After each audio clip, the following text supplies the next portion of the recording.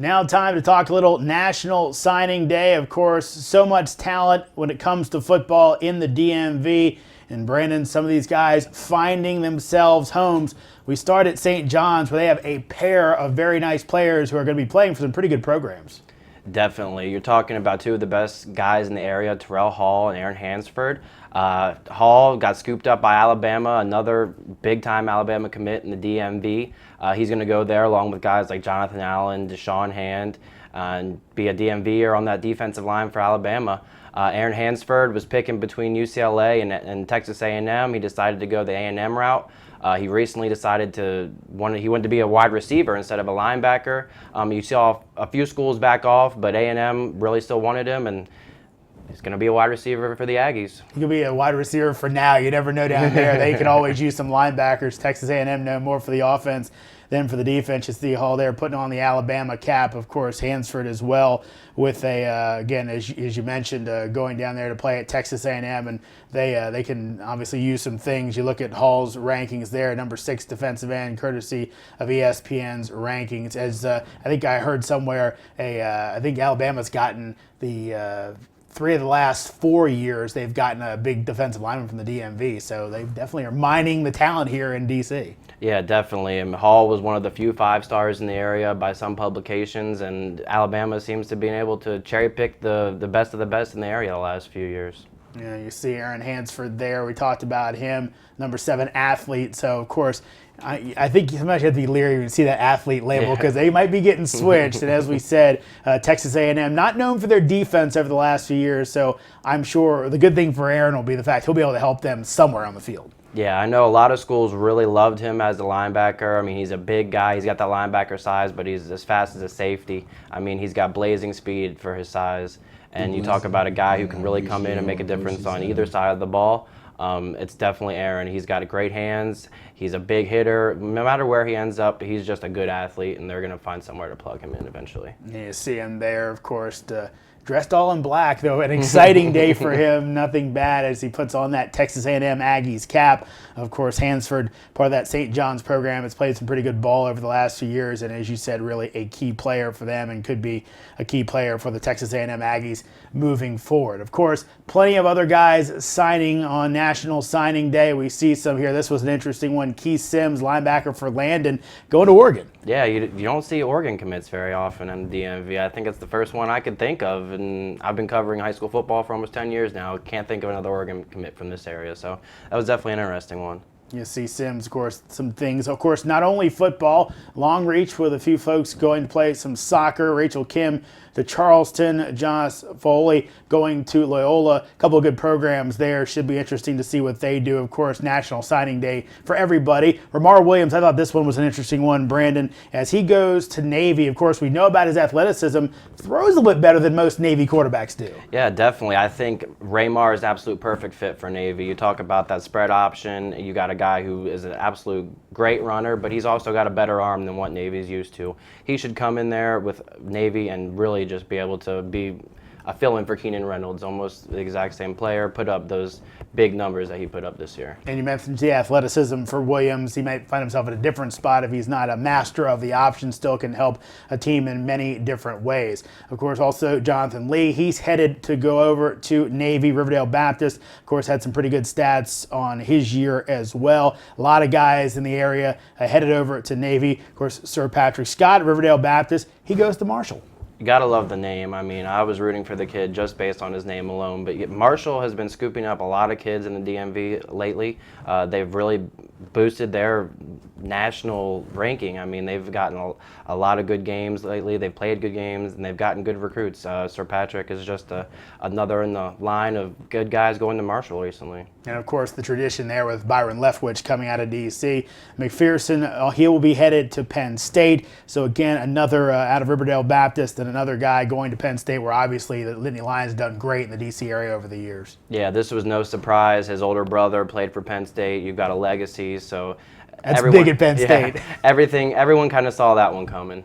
So, of course, a lot of guys talking about on National Signing Day. We move on to Jawan Williams of Carroll, the offensive tackle. He ends up going to Florida State. Yep, that was one of the other really big, still uncommitted kids in the area. Most of the kids that were really 4 or 5 star guys had already committed by this point in time, but Jawan mailed into FSU this morning, and Jimbo Fisher, I'm sure, was happy to get a humongous offensive tackler. 6'6", 300 pounds. He plays with a nasty streak. Once he gets in the weight room and really develops that frame that he's got, he's going to be an absolute monster on the offensive line. And of course, Florida State's had some issues on the offensive line a little bit, so maybe he'll be able to help shore those up just a bit. As again, Juwan Williams of Carroll headed to Florida State. Other folks to look at, we talk about the offensive line, also out of Carroll, Richard Merritt. He ends up going to Maryland. Yep, that was a big get for the Terps. DJ Durkin got in there late, pulled him away from some big guys like Bama, like Florida. He's a kid who is very big, very good. He's got a little bit of a weight issue, and he's definitely getting the weight room and get some conditioning done. But once he does, he should be a steal at guard for Maryland. Could be big, of course. Maryland, as you've said before, they get the offensive lineman. We'll see if they can. This will be another in the continuation of that with Richard Merritt. Trevon Diggs, he's going to be headed down to Alabama. Was kind of think about some different places early in the recruitment process, but he's going to be a member of the Tide. Yeah, a lot of people were kind of wishing and hoping in this area that maybe he would be a last-minute flip to Maryland. His brother obviously played there. There's been a lot of rumors about him going there, but at the end of the day, he's going to go to Alabama. He told me that he really wants to try and get to the pro level, and Alabama is where you go if that's what you want to do. I think he's still unsure whether he's going to play wide receiver or defensive back. I know he would rather play wide receiver, and I know Alabama would rather him play defensive back. Who will win that battle? I don't know. Probably Coach Saban. But either way, he's going to a football factory, so if he plays, he's probably going to end up going to the NFL. Diggs again to Alabama. Chris Moore of Broad Run. He continues a bit of a tradition they've had over the years as he goes to Virginia. Yeah, a big get for Virginia, especially with a new coach coming in, Bronco Mendenhall. He had a great year for Broad Run, had a great year. A big-time receiver, explosive. He can play a little bit of defensive back too, so you're talking about a guy who definitely has some athleticism and flexibility in a position. And interestingly, that tradition goes all the way back to Stonebridge coach Mickey Thompson, who played at Broad Run, who ended up going to Virginia. Other guys to look at, the two big recruits that flipped from Maryland to Ohio State. Dwayne Haskins, Keandre Jones. Of course, we'll start off with Dwayne Haskins going to be a member of the Buckeyes. A bit of a surprise a few weeks ago, but of course goes through with on signing day where we thought he was going to go to Columbus. Yeah, kind of waited to that last second, made the flip. Maryland could have obviously used him this year. Like you said, great offensive line gets the last few years, and they need a quarterback to put behind those guys. But without Haskins, they signed a new guy named Ty Pigram. We'll see how he does, but Haskins is going to go to another football factory in Ohio State. And again, if he gets to play, the sky's the limit. Who knows? You could see another Cardale Jones type player come out of nowhere and be an NFL type draft pick. Coming from the Bullis system, you think he's a fit at Ohio State?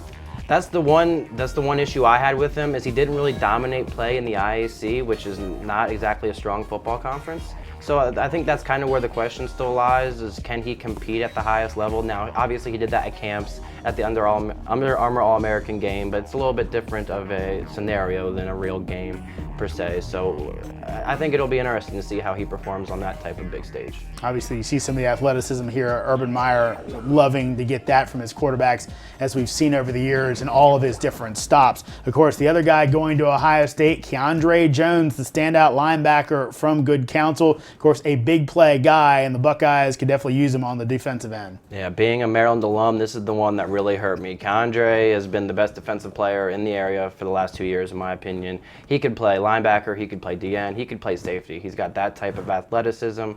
He's the one kid in the area, when people have asked me, who is someone that you could see go to the NFL, Keandre is the guy that I always talk about. He's a freak athlete, and he always makes big plays in big situations. Had 2 TD returns for touchdowns this year for Good Counsel. He's an awesome player. Had that huge punt block against McNamara, really won them the game, and a game that Good Counsel really needed to kind of get in position to move on into the WCAC playoffs all the way to the championship game. Of course, some other folks signing as of late. We talked about Good Counsel. Of course, you see the list of players there. Of course, Keandre Jones at the top. A lot of soccer players as well signing for Good Counsel. Some of the names there, of course, other players in different spots, different sports as well for the Falcons, kind of moving on to the next level. Congratulations to all of them, as they've done some good work to go ahead and move on to that next level from good counsel. Back to some of the football players. Of course, we have Mr. Odegu going from Georgetown Prep, going to be playing his ball at Cal. Yeah, definitely. He's a very big defensive lineman. Right now, they have him saying he's an end. I think he probably ends up more as a tackle. He could play both, so I think eventually he'd be a good fit for a 3-4 defense. He could play that outside end on a 3-4. He could play defensive tackle. He can do a little bit of everything along the defensive line. And, of course, going out west to play his college ball at California. Of course, elsewhere in the WCAC, we've got DeMatha, and of course their huge class signing on signing day. Most of these guys going to Maryland, though at least one big difference in that. One guy going a little bit northern from College Park. Yep, Maryland definitely had a coup at DeMatha this year. They were able to get a bunch of guys out of there, but maybe the best one, Shane Simmons, Penn State commit. He's an outside linebacker, great pass rusher, and he will be getting that quarterbacks as soon as he gets to Happy Valley. But Maryland got a lot of great guys out of this class. DJ Turner was injured all year, but he might have been one of the most electrifying players in this area this year when healthy. Tino Ellis, great at defensive back, great at wide receiver, played in the Under Armour All-American game. Lorenzo Harrison, probably one of the most underrated running backs in the country. He's small, reminds me a lot of Ray Rice on the field, where he's that small stature, stocky guy, but just does not go down. And then Terrence Davis, probably the best offensive lineman in the area. I guess that's who you ask, but definitely the best guard in the area. Big kid, recruited by the entire country. And Robbie Robinson, you have another Pac-10 guy down there. It's very rare you see the Pac-10 rating the DMV like they have this year, but you've got Robinson going to Arizona State, Chinanu going to Cal, and then you've got Keith Sims going to Oregon. A lot of Pac-10 commits this year. And of course, Robinson coming up from the Virginia Beach area to come up to DeMatha, so maybe that helped a little bit in luring him out west to the sea, to the desert in Arizona State. Of course, other folks to look at when it comes to National Signing Day.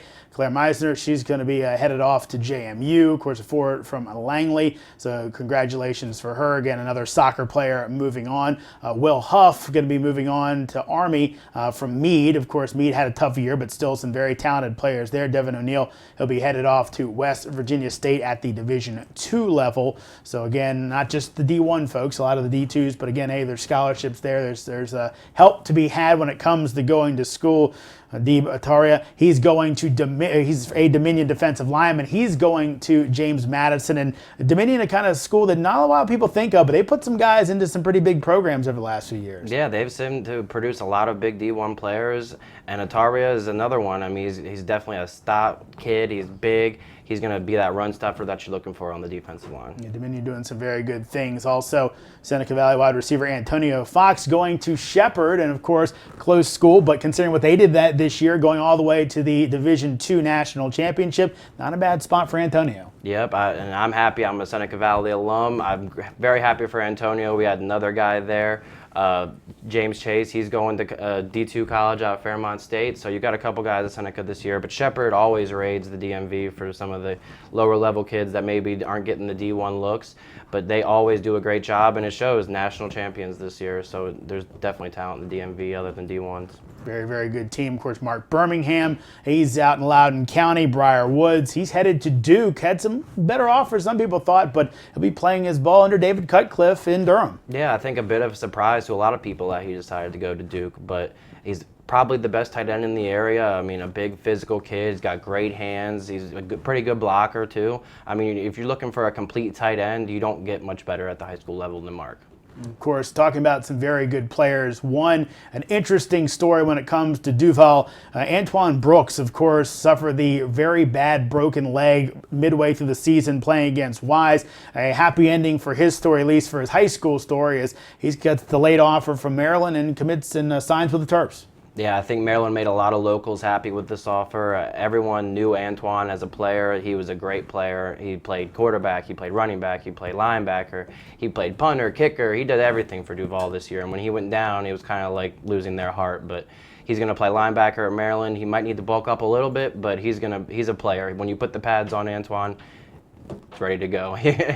You know he's going to come out and perform, so I'm really happy they got Antoine. You mentioned players, and the next guy we're going to talk about is a guy that you really, really like. We're talking before this, Dundeka from Wise, a guy who's done some great things. You think a lot of potential here for this guy? Absolutely. I don't see how more big-time schools weren't going after this guy. I mean, he's got great length, 6'3". He's got long arms. He's had 25 sacks this year. I mean, you talk about 25 sacks. How many guys can say they've had that?